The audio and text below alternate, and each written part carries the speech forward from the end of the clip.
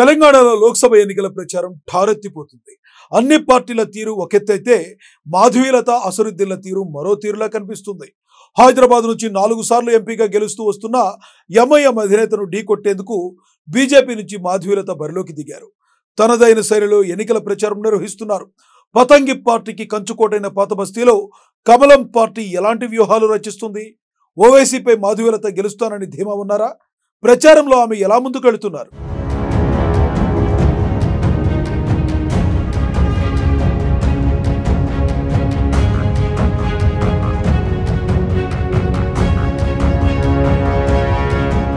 హైదరాబాద్ లో BJP versus MIM. MIM కంచుకోటపై కమలం కన్ను. ఓవైసీపై సమరానికి దిగిన మాధవీలత. ప్రచారంలో దూకుడు చూపిస్తున్న మాధవీలత. దేశం మొత్తం హైదరాబాద్ ఫలితం కోసం ఆసక్తిగా ఎదురుచూపులు. మాధవీలతకు పుష్కలంగా ఢిల్లీ పెద్దల ఆశీస్సులు.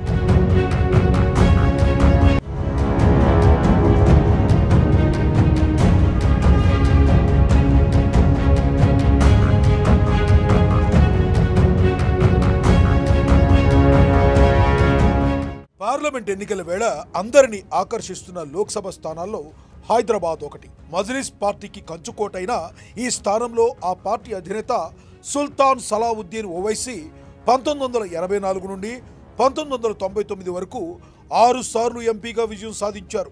ఆ తర్వాత 2004 నుంచి 2019 వరకు ఆయన కొడుకు ప్రస్తుతం ఎంఐఎం చీఫ్ అసరుద్దీన్ ఓవైసీ 4 సార్లు ఎంపీగా విజయం సాధించారు. దాదాపుగా 4 దశాబ్దాలుగా ఈ స్థానం ఎంఐఎం ఆధీనంలోనే ఉంటుంది. ఈసారి ఎలాగైనా ఎంఐఎంను హైదరాబాద్ లో ఓడించాలనే లక్ష్యంగా పెట్టుకుంది బీజేపీ. ఈ క్రమంలోనే అక్కడ కొంపెల్ల మాధవీలతను అభ్యర్థిగా బరిలోకి దించింది. దీంతో ఒక్కసారిగా అందరి దృష్టి హైదరాబాద్ పై పడింది.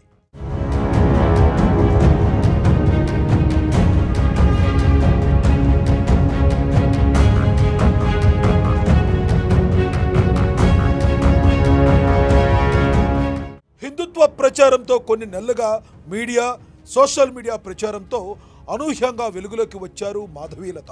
తెలంగాణ బీజేపీతో సంబంధం లేకపోయినా ఢిల్లీ పెద్దల ఆశీస్సులతో ఆమె హైదరాబాద్ టికెట్ తెచ్చుకున్నారు. దీంతో స్థానిక నేతలు మాధవీలతపై గుర్రుగా ఉన్నారు. అయితే నేరుగా ప్రధానమంత్రి కార్యాలయం నుంచే మాధవీలత ప్రచార కార్యక్రమాలు పర్యవేక్షిస్తుండడం, అందులో పాల్గొంటున్న నేతల గురించి ఆలోచిస్తుండడంతో స్థానిక నేతలంతా సైలెంట్గా ఉన్నారు. ప్రచారంలో మాధవీలతతో పాల్గొంటున్నారు.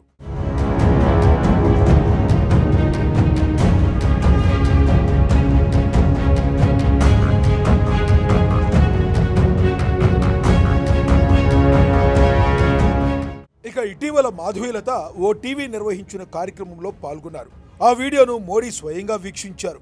అందులో ఆమె చెప్పిన సమాధానాలు, స్ఫూర్తిదాయక వ్యాఖ్యలను చూసి స్వయంగా ట్వీట్ చేశారు. దీంతో మాధవీలతకు మరింత ప్రాధాన్యం పెరిగింది. సీనియర్ నేతలు ఎందరో ఉన్నా బీజేపీ సభ్యత్వం లేకుండానే టికెట్ తెచ్చుకుని ఇప్పుడు మోదీచే కీర్తింపబట్టడంతో మాధవీలత పేరు మరింత మారుమ్రోగింది. మోడీ ట్వీట్తో మాధవీలత కార్యక్రమానికి 3.6 మిలియన్ల వ్యూస్ వచ్చాయి.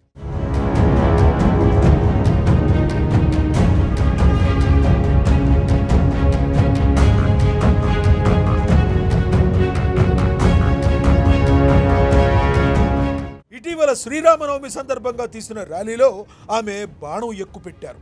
దానిపై అసద్ ఓ రేంజ్లో ఆగ్రహం వ్యక్తం చేశారు. మాధవీలత తీరు ఎలక్షన్ కమిషన్, పోలీసులకి కనిపించదా అంటూ ఆయన ఆగ్రహం వ్యక్తం చేశారు.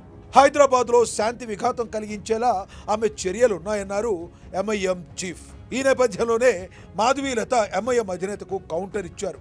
అసరుద్దీన్ ముస్లింలు రెచ్చగొట్టాలని చూస్తున్నారన్నారు. ఎంఐఎం పతంగి చినిగిపోయే సమయం వచ్చిందని ఆమె కీలక వ్యాఖ్యలు చేశారు. పాత బస్తీ అభివృద్ధి చెందకూడదా అంటూ ప్రశ్నించారు ఆవిడ. ఇలా ఇద్దరి మధ్య మాటల యుద్ధం కొనసాగుతుంది.